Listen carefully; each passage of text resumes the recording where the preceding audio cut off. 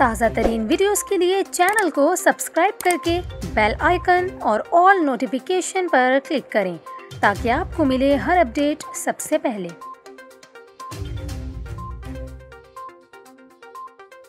और अभी आपको बताएं, रोहड़ी के करीब कराची आने वाली माल गाड़ी की 5 बोगियां पटरी से उतर गईं। तर्जुमान रेलवे ने बताया है कि माल गाड़ी की बोगियां पटरी से उतरने के बाद ट्रैक ब्लॉक होने के बायस पंजाब से कराची जाने वाली रहमान बाबा एक्सप्रेस समेत तमाम मुसाफिर ट्रेनों को रोक दिया गया। इसके अलावा तर्जुमान रेलवे का मजीद कहना था कि वाक़े की इत्तला मिलते ही इमदादी टीमें मुतल्लिका ट्रैक पर पहुंच गईं और 5 घंटों की कोशिश के बाद ट्रैक को बहाल कर दिया, जिसके बाद ट्रेनों की आमदोरफ्त दोबारा शुरू हो गई है।